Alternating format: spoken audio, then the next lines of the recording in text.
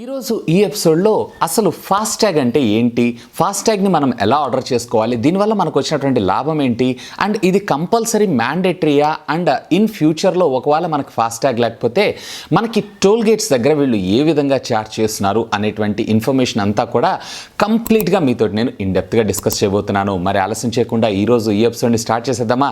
Hi, this is Vasu again signing in. Welcome to my channel VaasuTechVlogs. Friends, నాది ఒక చిన్న request, ఇంకా మీలో కనుక ఎవరైనా మన ఛానల్ని సబ్స్క్రైబ్ చేసుకోకుండా చూస్తున్నారు అన్నట్లయితే కనుక ప్లీజ్ సబ్స్క్రైబ్ చేసుకోండి. కొంచెం మోటివేషన్గా ఫీల్ అయ్యి ఇలాంటి వీడియోస్ ఎన్నో మీ ముందుకు తీసుకొని రావడం జరుగుతుంది.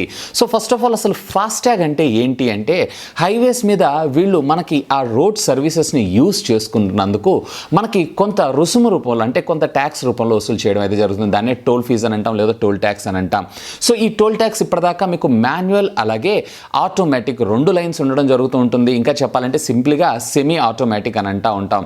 సో ఈ ఫాస్ట్యాగ్ అనేది మ్యాండేటరీ యాక్చువల్గా వీళ్ళు December 1st నుంచి అన్నారు, కానీ మన సెంట్రల్ గవర్నమెంట్ ఏదైతే ఉందో December 15th దాకా ఎక్స్టెన్షన్ చేయడం అయితే జరిగింది. ఇక 15th తర్వాత majority of the toll gates దగ్గర మీకు ఆల్మోస్ట్ 75% అంతా కూడా ఫాస్ట్యాగ్ లైన్స్ దొరకడం జరుగుతూ ఉంటుంది. ఓన్లీ 25% అంటే ఫర్ ఎగ్జాంపుల్ 4 టోల్ గేట్స్ ఉన్నాయనుకోండి, దాంట్లో 3 టోల్ గేట్స్ ఏవైతే ఫాస్ట్యాగ్ ఉంటుంది అండ్ ఒక్క టోల్ గేట్ మాత్రమే మాన్యువల్గా ఆపరేట్ చేస్తూ ఉంటారు. ఈ మాన్యువల్గా ఆపరేట్ చేసే దాంట్లో ఆల్మోస్ట్ వీళ్ళు 40 to 50% ప్రైస్ అయితే హైక్ చేస్తామని అంటున్నారు, కానీ దీని విషయం పైన ఒక క్లారిటీ అయితే లేదు. అంటే చిన్నగా మాన్యువల్ పవర్ సోర్సెస్ని యూజ్ చేయకుండా కంప్లీట్లీ ఆటోమేషన్ చేద్దాము అనేటువంటి ఒకే ఒక్క కాన్సెప్ట్ తోటి ఈ ఫాస్ట్యాగ్ సిస్టమ్ అయితే మన ఇండియాలోకి ప్రవేశపెట్టేశారు. ఇక ప్రీవియస్ చూసారంటే ఆల్రెడీ ఫాస్ట్యాగ్ ఉంది, కాకపోతే దీన్ని యూజ్ చేసేవాళ్ళు చాలా తక్కువ. ఇప్పుడు సెంట్రల్ గవర్నమెంట్ దీన్ని మ్యాండేటరీ చేయడం జరిగింది. అసలు ఫాస్ట్యాగ్ అంటే ఏంటి అనే విషయానికి వచ్చారు అన్నట్లయితే ఏం లేదు, సింపుల్. దీంట్లో మన వెహికల్కి సంబంధించినటువంటి ఇంజిన్ నెంబర్, ఛార్జెస్ నెంబర్స్ అన్నీ ఇందులో స్టోర్ అయి ఉండడం జరుగుతూ ఉంటుంది.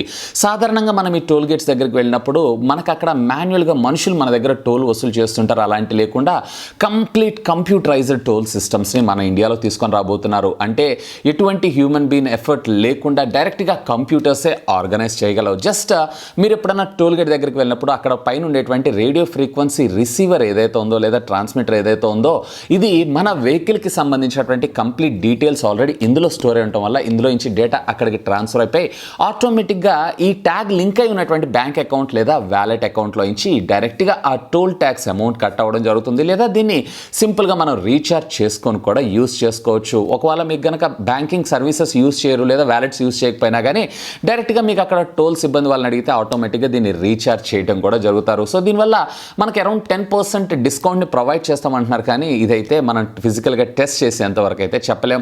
ఇక దీనివల్ల మనకి చాలా టైం సేవ్ అవుతుందనే చెప్పొచ్చు. అక్కడ మాన్యువల్ ఆపరేటర్ కూర్చొని ఎంటర్ చేసేటప్పుడు అతను కొంచెం స్లోగా చేసినా వెనక చాలా ట్రాఫిక్ జామ్ అయ్యేటువంటి అవకాశం ఉంది. సో దీని సహాయంతో మనం చాలా సునాయాసంగా మనం టోల్ ట్యాక్స్ అమౌంట్ ఏదైతే ఉందో దీన్ని అయితే పే చేసుకోవచ్చు అని చెప్పుకోవచ్చు. ఇకపోతే ఎప్పుడైనా కానీ మీరు టోల్ ట్యాక్స్ని యూజ్ చేయాలంటే ఫాస్ట్యాగ్ని యూజ్ చేస్తున్నా అరౌండ్ అప్రాక్సిమేట్గా మీరు ఒక 10 meters అన్న డిస్టెన్స్ని అయితే మెయింటైన్ చేయండి. ఎందుకంటే అవతల వాళ్ళ కట్ అయ్యేటువంటి అమౌంట్ మన ట్యాగ్లో నుంచి కూడా కట్ అయ్యేటువంటి అవకాశం ఉంటుంది. సో ఒకవేళ అలాంటి ఇష్యూస్ ఏమైనా ఉన్నాయన్నట్లయితే వెంటనే మీ సిబ్బందికి వెరిఫై చేశారంటే అక్కడ ఉన్నటువంటి సిబ్బందికి వెరిఫై చేశారు అన్నట్లయితే కనుక they can resolve your issue. And వ్యాలెట్తో లింక్ అయి ఉంటుంది కాబట్టి దీన్ని రీఛార్జ్ కూడా చాలా సులువు. ఈవెన్ ఆటోమేటిక్ రీఛార్జ్ కూడా మనం చేసుకోవచ్చు. సో దీన్ని అయితే ప్రస్తుతం మన ఇండియాలో మ్యాండేటరీ చేసేసారు.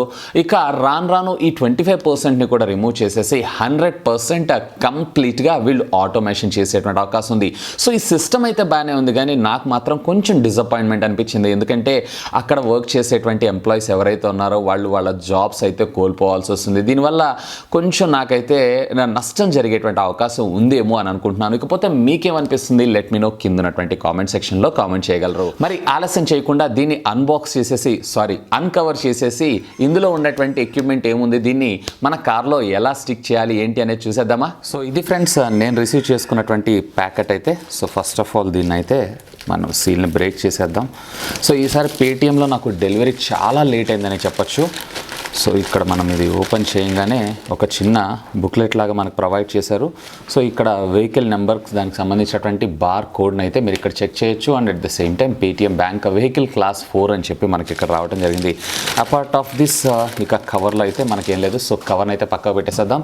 సో దీన్ని కూడా ఒక చిన్న ఎన్వెలప్లో మనకు పంపించారు. సో దీన్ని కూడా మనం ఓపెన్ చేసి దీని లోపల ఉన్నటువంటి కంటెంట్ ఏంటి అనేది కూడా ఒకసారి చెక్ చేద్దాం. సో ప్యాకింగ్ అయితే నీట్గానే చేశారు.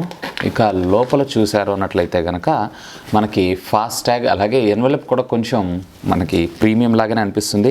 సో ఇక్కడ మీరు చూశారు అన్నట్లయితే కనుక పేటీఎంని యూస్ చేస్తూ మీరు ఈ ఫాస్టాగ్ని ఎలా మేనేజ్ చేసుకోవాలి ఏంటి అనేటువంటి ఇన్ఫర్మేషన్ అయితే మనకు ప్రొవైడ్ చేయడం జరిగింది.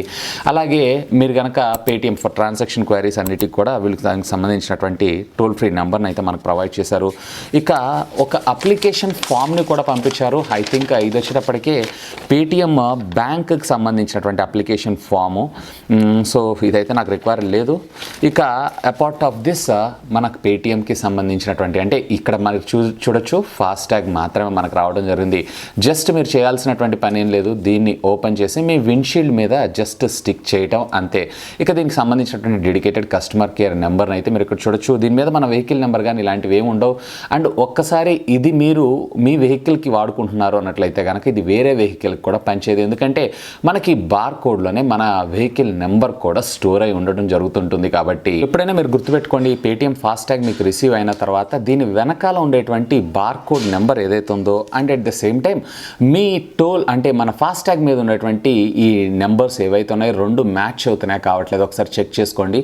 సో మ్యాచ్ అయితే ప్రాబ్లం లేదు. ఒకవేళ మ్యాచ్ కాలేదు అన్నట్లయితే కనుక మీకు వేరేది వచ్చింది అన్నట్లు మళ్ళీ దాన్ని రిటర్న్ చేయగలరు. సో రిటర్న్ చేస్తే మళ్ళీ మీకు కొత్త ప్యాకెట్ని అయితే ఇష్యూ చేస్తారు. ఇంకా ఒకసారి దీన్ని అకౌంట్కి ఎలా లింక్ చేయాలి అనేది కూడా చూద్దాం. ఒకవేళ మీరు కనుక డైరెక్ట్గా పేటీఎం అకౌంట్ నుంచి పర్చేజ్ చేసే ప్రాబ్లం లేదు. ఒకవేళ మీరు పేటీఎం అకౌంట్ నుంచి పర్చేజ్ చేయకపోతే మీరు లింక్ అయితే చేసుకోవచ్చు. సింపుల్ మీరు చేయాల్సినటువంటి పని ఏంటంటే ఇక్కడ ఉన్నటువంటి 3 డాట్స్ని క్లిక్ చేసి ఇక్కడ మై పాస్బుక్ అనేటువంటి దానిలోకి వెళ్ళిపోండి. సో ఇక్కడ మీకు పేటీఎం వ్యాలెట్ ఏదైతే ఉందో ఈ వ్యాలెట్ కనపడటం జరుగుతూ ఉంటుంది. దీంట్లో మీరు లింక్డ్ వ్యాలెట్స్లోకి వెళ్ళారు అన్నట్లయితే ఇక్కడ మీకు ఫాస్టాగ్ కనపడటం జరుగుతుంది. అండ్ ఫాస్టాగ్లో ఇప్పుడు అట్ ప్రజెంట్ మీకు 150 రూపీస్ బ్యాలెన్స్ అయితే రావడం జరుగుతుంది. పేటీఎం వ్యాలెట్ని లింక్ చేసుకున్నారు అన్నట్లయితే అంటే మీ వ్యాలెట్కి ఇది లింక్ అయింది అన్నట్లయితే మీరు వ్యాలెట్లో అమౌంట్ ఉందే సరిపోతుంది. ఆటోమేటిక్గా అది మీ ఈ ఫాస్టాగ్కి లింక్ అయి ఉండడం ఆటోమేటిక్గా మీ బ్యాంక్ అకౌంట్ నుంచి లేదా మీ వ్యాలెట్ నుంచి కట్ అయిపోవడం అంత ఆటోమేషన్ ప్రాసెస్లో జరుగుతుంది. ఎక్కడికక్కడ మీరు రీఛార్జ్ చేసుకోవాల్సిన అవసరం కూడా లేదు. మరొకసారి దీన్ని మన విండ్షీల్డ్ మీద ఎలా అతికించాలి ఏంటి అనేది చూసేద్దామా. ఇక్కడ మీరు చూసారు అన్నట్లయితే కనుక సెంటర్ ఆఫ్ ద విండ్షీల్డ్ మీరు దీన్ని ఫిక్స్ చేయాల్సి ఉంటుంది. సో ఇటు కార్నర్స్ లో కానీ అంటే ఇక్కడ కానీ లేదంటే ఇటు కార్నర్ లో కానీ ఫిక్స్ చేసుకోకండి. సాధ్యమైనంత వరకు మీరు ఏం చేస్తారు అన్నట్లయితే కనుక ఓన్లీ సెంటర్, ఎందుకంటే మనకి పేటీఎం లో ఇచ్చిన ఇన్స్ట్రక్షన్స్ ప్రకారంగా కూడా సెంటర్ ఉండాలి అని చెప్పారు. So centre of the windshield మీరు ఎక్కడైతే ఈ మిర్రర్ ఉంటుందో రేర్ వ్యూ మిర్రర్, సో ఈ రేర్ వ్యూ మిర్రర్ దగ్గరే మీరు దీన్ని ఫిక్స్ చేయాల్సి ఉంటుంది. సో దీన్ని సింపుల్గా మీరు చేయాల్సినటువంటి పని ఏంటంటే దీన్ని స్టిక్ చేయాలి. ఇక్కడ మీకు ఏదైతే ఫాస్టాగ్ అని కనిపిస్తుందో ఈ ఫాస్టాగ్లోనే మన RFID ఉంటుంది. ఇక్కడ మీరు డాట్లు చూసారు అన్నట్లయితే ఇదే చిప్ మొత్తం మన ఈ ఫాస్టాగ్ మొత్తాన్ని ఆర్గనైజ్ చేసేది. సో ఫస్ట్ దీన్ని మీరు చేయాల్సినటువంటి పని ఏంటి అంటే ఇక్కడ విండ్షీల్డ్లో సెంటర్ ఆఫ్ ద కార్ అంటే గ్లాస్ మీరు దీన్ని ఫిక్స్ చేయాల్సి ఉంటుంది. సో సింపుల్ ఇది. సో ఇక్కడ మీరు ఇది ఫిక్స్ చేశారు అన్నట్లయితే దట్స్ ఇట్. ఆటోమేటిక్గా ఇది ఫిక్స్ అవ్వడం అయితే జరుగుతుంది. సో ఇక మీరు ఎప్పుడైనా టోల్ గేట్ మీద వెళ్ళేటప్పుడు డైరెక్ట్గా ఇందులో నుంచి మీకు డైరెక్ట్గా డెబిట్ అయిపోవడం అయితే జరుగుతుంది. సో ఇక్కడ మీరు చూడొచ్చు ఇదంతా కూడా మనకి పర్ఫెక్ట్గా స్టిక్ అవ్వడం జరిగింది. డైరెక్ట్గా మీరు పేటీఎం నుంచి దీన్ని రీఛార్జ్ అయితే చేసుకోవచ్చు. ప్రస్తుతం అయితే 150 రూపీస్ బ్యాలెన్స్ అయితే మనకు రావడం జరుగుతుంది. అంటే మీరు కట్టిన 400 రూపీస్లోనే ఇది విశేషం. 250 రూపీస్ సెక్యూరిటీ డిపాజిట్ ఉంటుంది and rest of the 150 rupees balance రూపంలో మనకు రావడం జరుగుతుంది. చూసారన్నట్లయితే ఇది front view of the FASTag అన్నట్లు చూడండి. సో చూశారు కదా ఫ్రెండ్స్, ఫాస్టాగ్ ఎలా వాడాలి, అలాగే దీనివల్ల మనకు వచ్చినటువంటి లాభం ఏంటి, దీన్ని ఎలా స్టిక్ చేయాలి, దీన్ని ఎలా రీఛార్జ్ చేయాలి, దీన్ని మన వ్యాలెట్కి ఎలా లింక్ చేయాలి అనే దాని గురించి. ఇకపోతే ఓన్లీ పేటీఎంఏ కాదు, ఎయిర్టెల్ అలాగే మీరు వాడుతున్నటువంటి మొబైల్ బ్యాంకింగ్ యాప్స్ అన్నిటిల్లో కూడా ఈ ఫాస్టాగ్ దొరకనుంది. ఒకవేళ మీరు మొబైల్ బ్యాంకింగ్ యాప్స్ యూస్ చేయకపోయినా కంగారు పడాల్సిన అవసరం లేదు. మీరు ఈసారి ఎప్పుడన్నా టోల్ గేట్స్ దగ్గరికి వెళ్ళారు అన్నట్లయితే అక్కడే వాళ్ళు ఇండివిజువల్గా అప్పుడప్పుడే స్పాట్లో ఫాస్టాగ్స్ని అయితే మనకి ప్రొవైడ్ చేస్తున్నారు. కాకపోతే దీనికి వచ్చేటప్పటికే సెక్యూరిటీ డిపాజిట్ ఏదైతే ఉందో 250 రూపీస్ ఛార్జ్ చేస్తారు. ఇక 150 రూపీస్ మనకి బ్యాలెన్స్. కొంతమంది ఏం చేస్తున్నారంటే 500 ఛార్జ్ చేస్తున్నారు. ఇందులో 250 rupees security deposit and at the same time మిగతా రెస్ట్ ఆఫ్ ద 250 ఏదైతే ఉందో మీరు టోల్స్ రూపంలో మళ్ళీ దీన్ని అయితే యూస్ చేసుకోవచ్చు. And at the same time మీరు బ్యాంక్ అకౌంట్ కనుక లింక్ చేసుకున్నారు అన్నట్లయితే ఆటోమేటిక్గా మీ బ్యాంక్ అకౌంట్ నుంచి ఇది డెబిట్ అవ్వడం జరుగుతూ ఉంటుంది. ఒకవేళ లేదు అన్నట్లయితే మాన్యువల్ సిస్టంలో మీరు ఎక్కడైతే టోల్స్ వసూలు చేస్తుంటారో వాళ్ళ దగ్గరికి వెళ్ళినా వాళ్ళ బిఫోర్ చెప్పినా వాళ్ళు దానిలో ఫోన్లో రీఛార్జ్ చేయడం అయితే జరుగుతూ ఉంటుంది. సో మీ అందరికి కూడా కొంత ఇన్ఫర్మేషన్ ప్రొవైడ్ చేసినట్టు ఉంటుంది and at the same time ఇది హెల్ప్ అవుతుందని చెప్పి ఈ వీడియో మీ ముందు తీసుకొచ్చాను. ఒకవేళ మీకు కాకన్నా మీ ఫ్రెండ్స్ కన్నా హెల్ప్ అయ్యేటువంటి అవకాశం ఉంది. సో సాధ్యమైనంత వరకు ఈ వీడియోని అయితే షేర్ చేయగలరని చెప్పి నా మనవి. హోప్ ఈ వీడియో మీకు నచ్చిందని నేను ఆశిస్తున్నాను. ఒకవేళ ఈ వీడియో మీకు నచ్చినట్లయితే ఒక లైక్ చేయండి, అలాగే దీన్ని మీ ఫ్రెండ్స్ అందరితో షేర్ చేసుకోండి. అండ్ మీరు కనుక మన ఛానల్ని మొట్టమొదటిసారిగా చూస్తున్నారు అన్నట్లయితే కనుక ప్లీజ్ సబ్స్క్రైబ్ చేసుకొని అండ్ సపోర్ట్ చేయండి. ఎందుకంటే మీ అందరి కోసం ఇలాంటి లేటెస్ట్ ఎన్నో గ్యాడ్జెట్స్ సంబంధించినటువంటి అప్డేటెడ్ ఇన్ఫర్మేషన్తో పాటు వాటి unboxing, reviews, tech news, informative videos ఎన్నో మన ఛానల్లో మీకోసం తెలుగులో తీసుకొని రావడం జరుగుతుంది. That's all for today. This is Vasu signing off. Have a great day.